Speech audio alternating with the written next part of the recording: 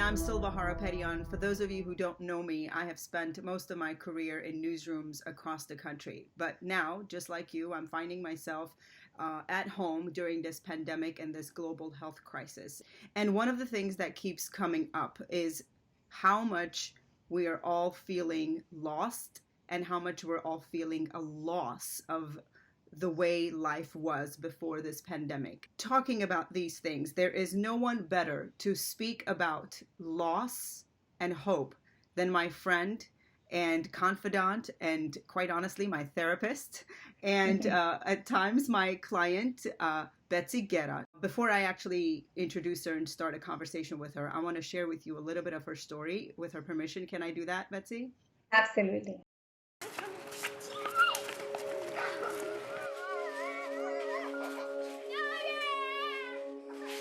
My house was seriously a fairy tale.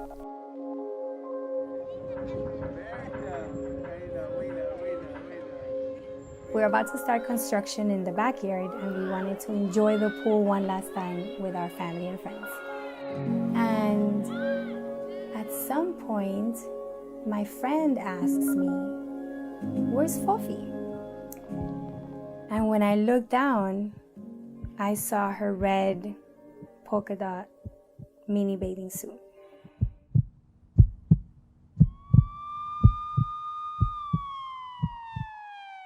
And at some point I'm looking at my husband and he was like, "Fofi, come on, Fofi, you're strong, Fofi.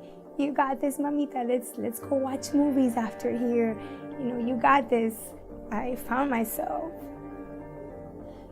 falling on my knees by the stretcher, singing a song to myself. And to me, that was like, okay, it's not gonna happen. She wasn't gonna be saved the way I wanted her to be saved.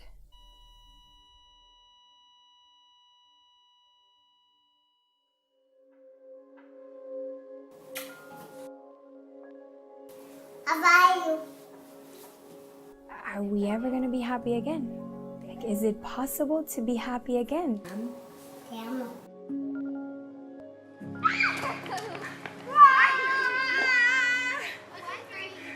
The priest said those that were happy again chose to honor their children or their lost one through service, through love, acts of kindness and gratitude. And I want to honor my daughter. So everything that I do is to honor her. I learned through that experience that just because I went through this, it would make people feel more understood. And they would feel hopeful, because if you went through this and you can smile and you can experience joy, then I can too.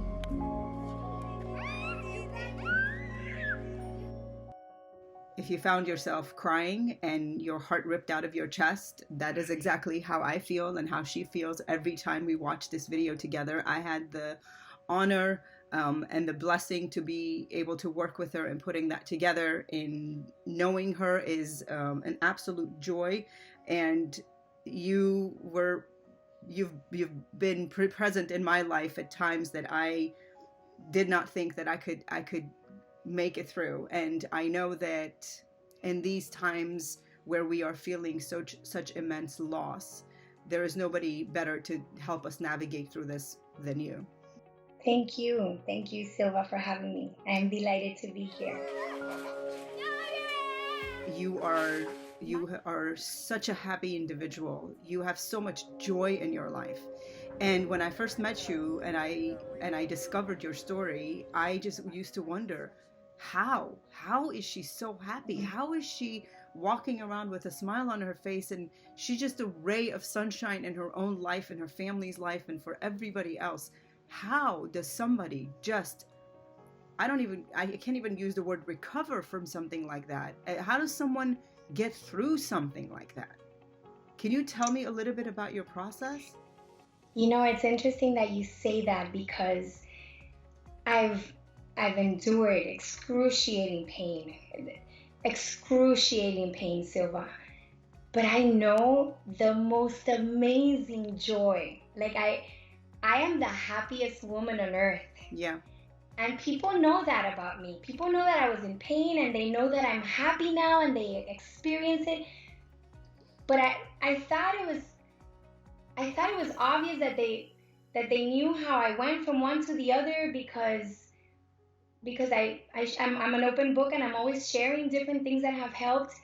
But that's the question most people have. How did you go from hurt to hope to happiness to this fulfilling, joyful life? And that's actually what motivated me and compelled me to create an online journey. I'm in the process of writing this book. I've been writing it for 2 years. It's been therapy itself.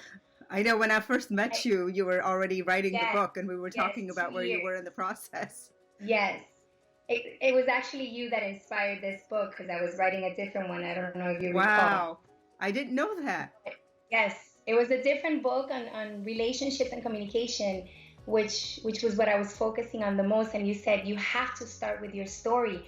And I'm like, what does my story have to do with that? And you were like, you have to start with the story. And I stayed in the story. That's how that book came to me. That's why you're so special to me. Yes. Oh my God. I can't. Okay. You know what? I'm not going to cry. I told myself today that I am not going to cry during this interview, but I think I might, where's my Kleenex box? I think I might break down at some point. But listen, you know, when we talk about hurt to hope, right? We talk about the pain that you felt. And the pain, if it could be described, is a sense of loss, right? For you, it was the loss of your daughter. It was a loss of a way of life. It was a loss of being a mother to her. It was all kinds of loss packaged into that pain and that incident and that circumstance. And if we were to take that and bring that forward into our lives today, there are a lot of people who are experiencing loss right now. Many who've never have never experienced the kind of loss and the excruciating pain that you have, or some of the experiences I've had, but for the first time in their lives are feeling helpless, out of control, and all of these emotions that come with loss, basically having just lost their way of life. Silva, I used to think that loss was losing a person to death. And throughout my experience and my career, I've realized that we all experience loss. Everybody has lost a loved one, whether it's through death or divorce. Everybody has lost their health at some point, financial stability. You lose your routine, your life as you knew it, your marriage, your family, your dreams. We have all endured loss, and the main symptom of that is pain. You cry, you're angry, you're fearful, you're stressed out, you're anxious, you're depressed, you're irritable, you're down, you're up, there's a roller coaster. It's pain. Understanding that events are neutral, they're neither good nor bad. Shakespeare says, nothing is either good or bad, but thinking makes it so. The coronavirus is neutral. The death of my precious daughter is neutral. At the beginning of my experience and grieving process, I was the grieving mom that had like a scarlet letter that said, I am the mom that lost her child because I couldn't even keep her alive. And all the guilt and everything like I imagined was on my forehead. And I lived that way, right? Like my life resembled that interpretation of what my loss meant to me. But when being the grieving mom that lost her daughter was transformed, or better said, when I chose to transform my perspective from I'm the grieving mom that lost a daughter to I am the chosen mom of an angel, and I have hookups in heaven, and I get whatever I want because my daughter is so freaking cute that when she goes to God, he's like, of course I'm going to give you whatever you want for your mom. It changed everything. Yeah. One of the exercises in my online course is write a thank you letter to pain. Thank you, pain. Thank you, coronavirus. Thank you, loss of my daughter, my husband, my mom, my dad, my grandpa. Thank you to the experience of pain for teaching me this, helping me do that, helping me create perspective. To this day, every time my kids are driving me crazy, I think, thank you, Lord, because they're driving me crazy. Because they're here to drive me crazy. What I would give, Silva, what I would give for my daughter to drive me crazy. Yeah. So pain creates perspective, and I'm grateful for that.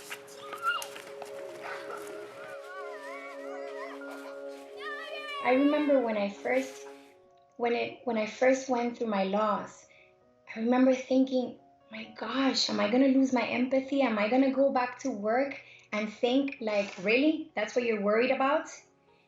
And you know, I have to stop you, and I have to tell you, I have thought that way many times, especially in the last year and a half, you know, when I've had really, really terrible moments, when I've had the pain of, whew, and I can't help but think about you when that happens, when I'm having those moments in comparison to the pain and the loss that you have felt.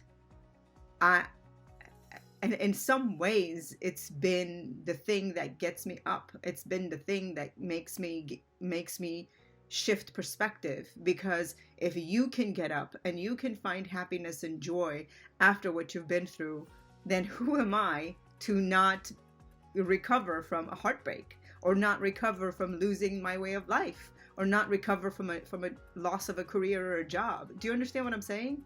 And I don't know if that's the right way to look at it, but in comparison, you know, the same thing that you apply to yourself, I think I've found myself applying to my situation as well. Well, that's what I would like to, one of the things that I would like to change in people's mindsets today. My good friend is a blogger, a writer, and a speaker, and she has this blog that's titled, Does It Hurt Like a Paper Cut? And the idea of this blog is, does it hurt like a paper cut? And you feel like, oh my gosh, it's the end of the world because it hurts like a paper cut, and a paper cut hurts. Yeah. But then you're like, it's so minimal and dumb and ridiculous in the grand scheme of things. But it hurts. And pain is pain, regardless of the cause of it. The worst pain that we can endure and experience is the pain that we are going through right this moment. And I live this all the time. Of course, at some point, you use tools to help you overcome that pain and find joy again. In the last 3 weeks, I've experienced the pain of homeschooling my 3 children here. And it's been hard. It's been really hard for me. And I would just complain. I couldn't stand myself. I couldn't. and it was painful. There were moments that I was like, Betsy, what would you tell a client? And what I would tell clients is embrace the pain, feel the pain. So for 3 weeks, I felt the pain of homeschooling. It's so hard. Finally, 3 weeks later, I was able to surrender it and accept it.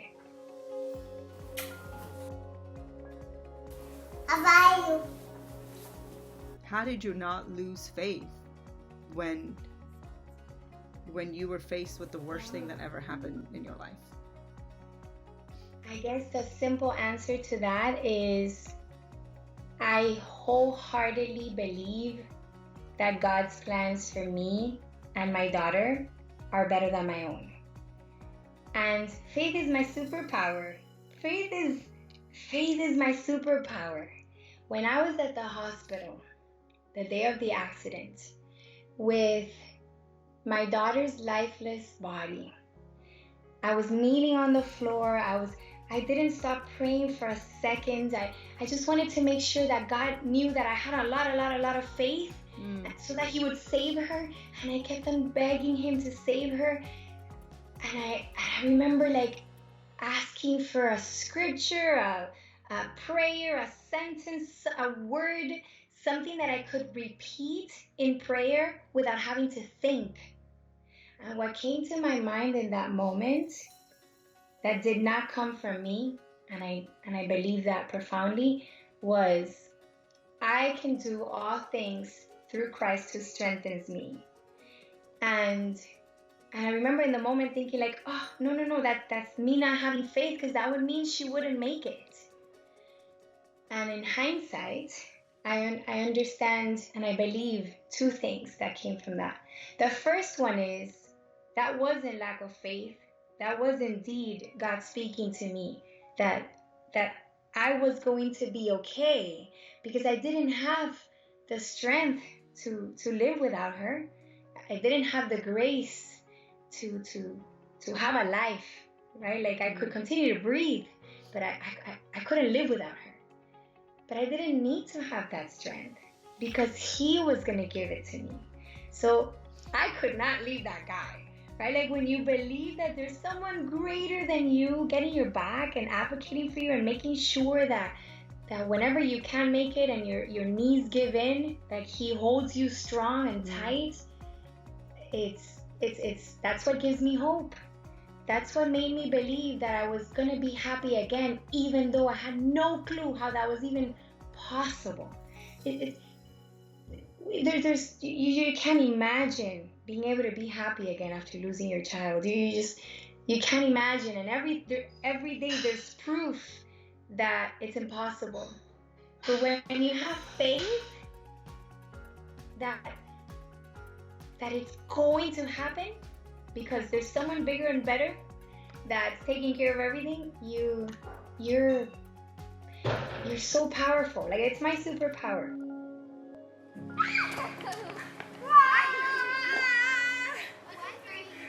The priest said those that were happy again chose to honor their children or their lost one through service, through love, acts of kindness, and gratitude. Acceptance is the last stage of grief, according to research and theories. But acceptance is the first step to overcoming the pain. If you welcome it, if you accept it, if you say, it is what it is, this is what we're living in right now. If you live in the present moment and you trust wholeheartedly that this very moment is exactly what you need to become your best self, to have your epic life, to build resilience, grit, and grow from it. If you believe that wholeheartedly, and I do, then acceptance is not that hard, because you know that this pain is not going to be wasted. Oh, I'm sorry, so but it's hard. It's hard. I mean, I know it. I know clinically, and someone who's been through it, experienced what it's like on the other end. It's, we can say that, and I do say that personally too. But it is hard. It's hard to, and I'm hearing you say a couple of different things, and I want to reiterate and come back to it. I'm hearing you say that whatever pain you're feeling, and whatever level that is, whatever loss you're feeling, whether you're feeling a loss of a job or you're feeling a loss of your routine, whatever you're feeling the loss, whatever that pain is, it is valid and it's accurate and it's yours, and it's no less than someone else's, because it is yours, and it has its own place and validity in your own life, whether it's a paper cut or a loss of a child. Like, it doesn't matter where it falls in the spectrum. And I think that is an important point to make, because sometimes we do feel like we compare our pain to someone else's, and we don't feel entitled or worthy of feeling the kind of pain that we're feeling, because it's not as bad as someone else's pain, right? It could always be worse.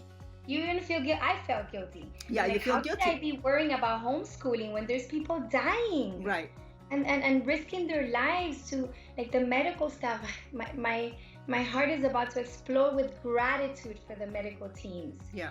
And here I am, safe in my house with my kids and my husband, and complaining about homeschooling. Right. So you feel guilty. You feel guilty for feeling some type of loss and some type of pain. So if you're listening to this and you're feeling that way, I think I'm hearing you say the first step is to give it validity, right?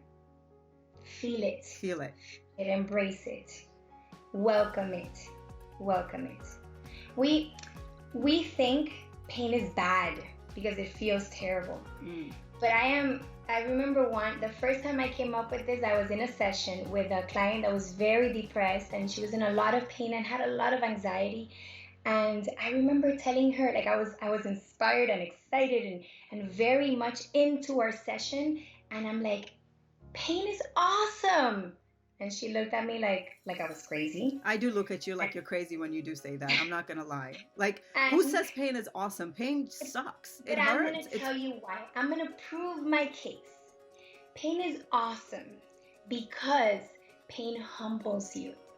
When you're in pain, your ego goes out the door. Your pride goes out the door. It humbles you. You're on your knees. And that's when you grow closer to God, closer to the people you love. You shed your self-righteousness because you're on the ground and you need help and you accept help.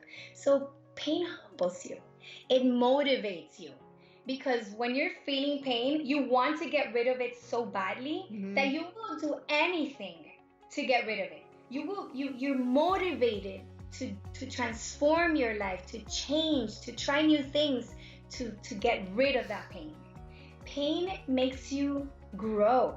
I need you to stop having a session with me right now. I need you to stop, because I'm not the only one, right? This is the reason why I wanted to create these platforms, and it took everything in me today to do this, because I knew that I am in a vulnerable state just like everybody else is. And now that we're feeling the pain and we're feeling the loss, what do we do? What do we do?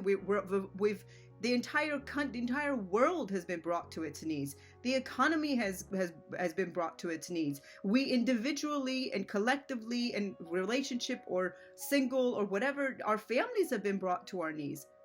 We're being humbled in ways that we never anticipated or expected or were even prepared for. So now what? So let me just tell you the one thing that pain does that we cannot forget, and it's going to be the foundation of everything we discussed today. And that is that pain makes you grow, and it prepares you for future experiences. And I always compare it to a fertilizer. What is a fertilizer made of? Poop. A fertilizer is made of poop, but what does it do? It nourishes plants, it helps them grow, create fruit, and that's what pain does to us. Pain is our fertilizer. It builds us up, it nourishes us, it grounds us, it creates empathy, it makes us better, it creates frames of reference, and it stinks like poop. It feels like it. Yeah. But it's just transforming you. Haruki Murakami says, pain is inevitable. Suffering is optional. I love that. We all have and will endure pain, and I think we all are right now. But suffering is an option. And to me, pain is hope. Because when you feel it, you grow and you get all these benefits out of it that make you better. So pain itself is hope. And suffering is pain without that hope. It's darkness, it's flashbacks, it's there's no tomorrow, it's not gonna get better ever. Right. And we can choose otherwise. So my work is on helping people end suffering now. And for that, we don't need the world to change. We don't need the coronavirus to be extinguished right this moment to end suffering. And that's what I would love to give the people that are listening today. The first step to overcoming pain, to finding joy, is feeling it. There's a saying that says the only way around pain is through. we have to go through the pain. Right. We have to feel it to be able to heal it. There's a term used in psychology called radical acceptance. So it's not just accepting that it is what it is. It's radically accepting that this is what's going on. And Eckhart Tolle takes it to another level. We know that guy is amazing, but he's to another level. Eckhart Tolle says, you should accept the present moment, your reality, as if you would have chosen it. When I heard this in my audiobook the first time, I remember thinking, like, how could I choose to lose my daughter? How could I choose this as my reality? But it's that radical. If you accept your situation, your present moment, this crisis and pandemic we're in as what it is, as if we would have chosen it so that we can become the people that we're meant to become and rise up from here, then it's easier to embrace and feel the pain. So acceptance, again, though it's part of the last stage of grief, I think it's the one that we should be working towards first. I want to honor my daughter. ¿Y en español? So everything that I do is to honor her. I have a beautiful family, crazy and all, and I have a little angel that watches over me and helps me become a better person and helps me help you in that journey as well. Thank you. This is a time when people are feeling stuck and they're feeling the pain, they're feeling loss. It is a great opportunity to reach out to people like you, and Betsy's not the only one. There's a lot of people out there. I just happen to think that she's the best. I happen to think that she's most qualified to guide us and navigate through this process, is someone who's been through it, who speaks a language of not from the clinical perspective, but as someone who's lived it herself and knows all of the nuances of that journey. Is you created an online course called Hurt to Hope. And it's meant to be a journey to help people who are in pain, who are hurting, to find their way to joy and happiness, correct? Yes. Tell me a little bit about that. Hurt to Hope is the process.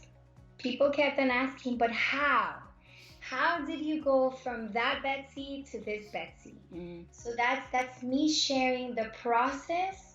So I was very mindful in creating these, I call them hope sheets. In engaging in these hope sheets are going to help them experience the benefits and transformation of therapy. And I will also have Q&A live webinars in which I can answer their questions. They received practical tools. It talks about the community and how to find the right resources and what people to surround yourself with. And finally, I feel like the glue to everything and what I attribute my joy to is faith.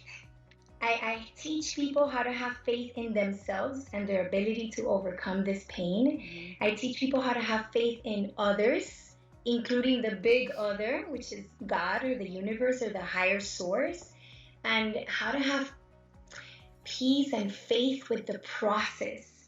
So the course is everything that you need. It's the how. It's the how. How do we? Because that's to hope. Right. That's the question. The what is what we can all find by just putting those words in Google. Thank you for giving us your time and your energy and your wisdom and your grace and allowing us to learn a little bit about you and about your life and sharing a little bit of yourself with us. Thank you, Betsy. Yeah. And thank you for being my friend. Thank you. Thank you for always being there and being my friend. I can't say enough for that.